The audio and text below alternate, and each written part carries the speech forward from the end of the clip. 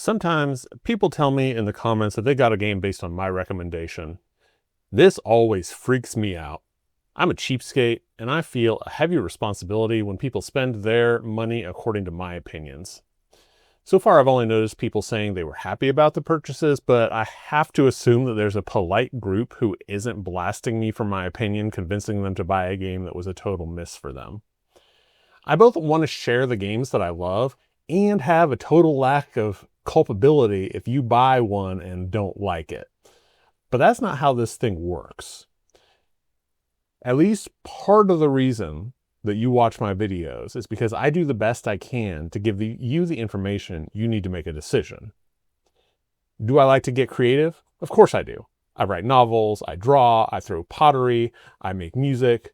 But my responsibility in these videos is to give you information because I know that hobbyist money is on the line and that it can be in short supply and seemingly getting ever shorter. I'm not going to be careless with the bit of money that's left over after your bills are paid. That's not an excuse for my low production value. I'm trying to improve that. I really am. What it does mean is that I'm not going to outline most of my reviews based around a high concept or pace it to give it twists and turns. If I come up with a hook, it has to be a small, unobtrusive one. I am not going to do these very deep-seeming like video essays because narrative and the delivery of clear information are often at odds. That might make my videos less entertaining than the next guy's, but I can live with a lower viewership as long as there are fewer people out there who I've steered wrong. And while audiences like strong takes, I don't think that approach helps people make decisions for themselves. But you say, you started your last review by calling those other guys totally wrong, really dramatically. First of all, why do you have such a funny voice?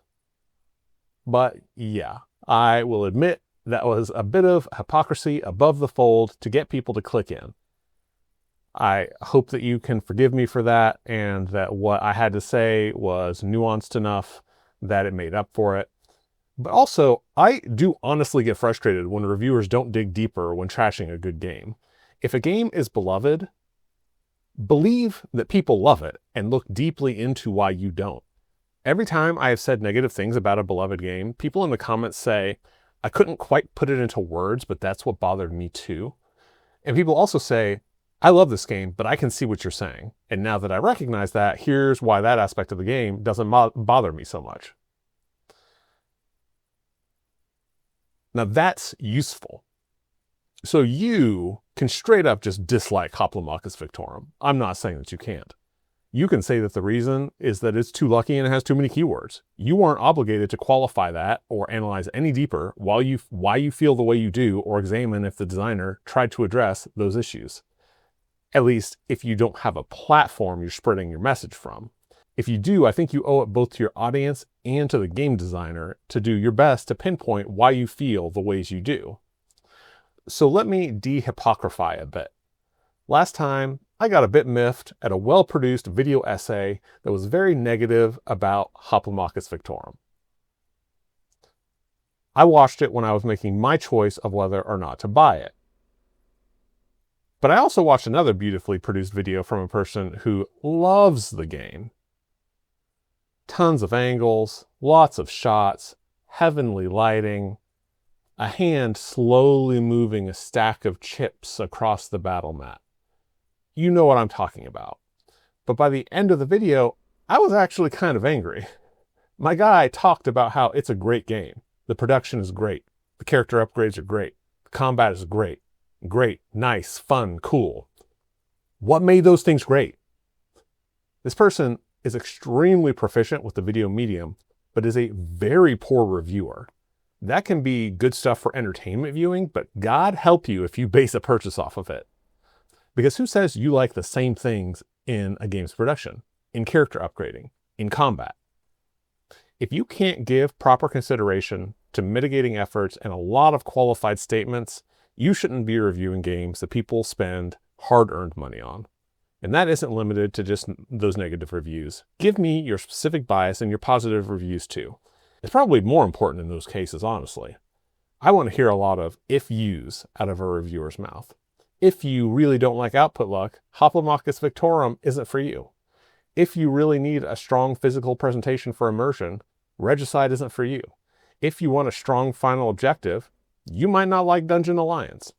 I love these games, but I will give if yous all day because everyone is different.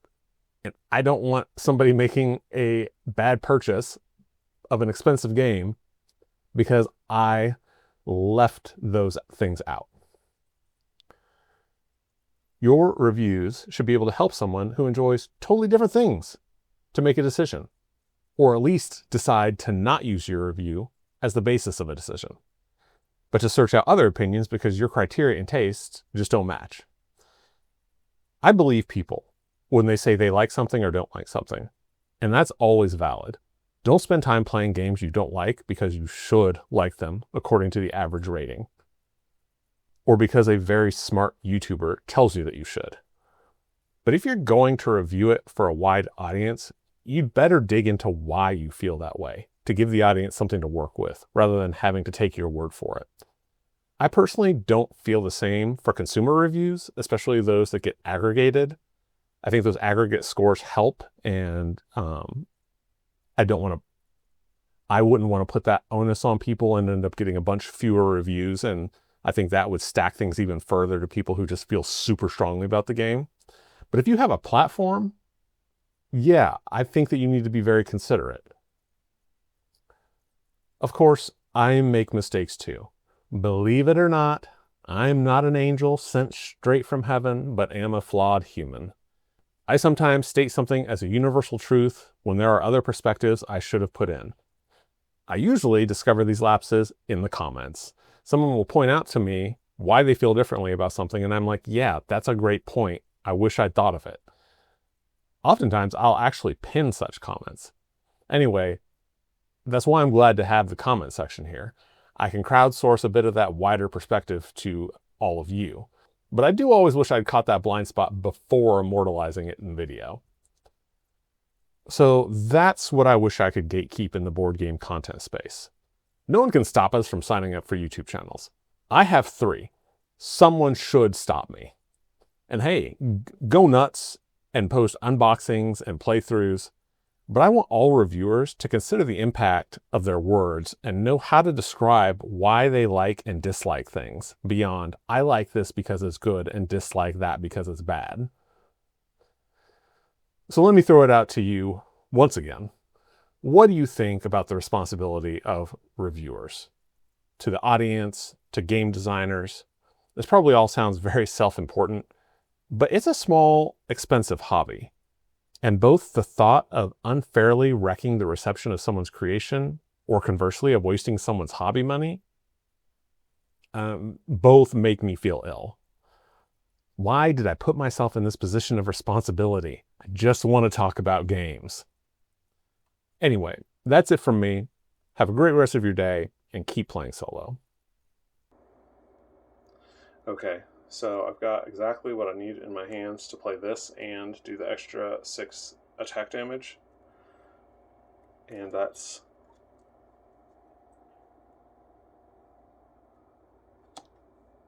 That's 12 damage minus 3 is 9. He only has 4 hit points left.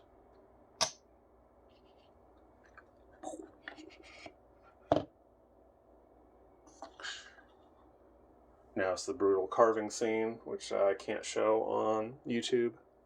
Okay, folks. This game's really a lot of fun. I know this is 3 hours and 20 minutes, but here's the thing. I was talking a lot. This was probably somewhere between 2 and 2.5 hours if I wasn't talking so much. Maybe 2.5. Maybe it would only have knocked an hour off. But so it's a substantial game. This is not a game that you just pull out and when you're feeling like something light and breezy. As you can see, I mean, we won. I don't know if the game's over if somebody gets, I need to look that up. if somebody gets knocked out fully, but which we were in danger of there. He was doing great. But this game is very winnable if you're doing the optimal thing, and it is going to absolutely murder you if you aren't. And that is my favorite.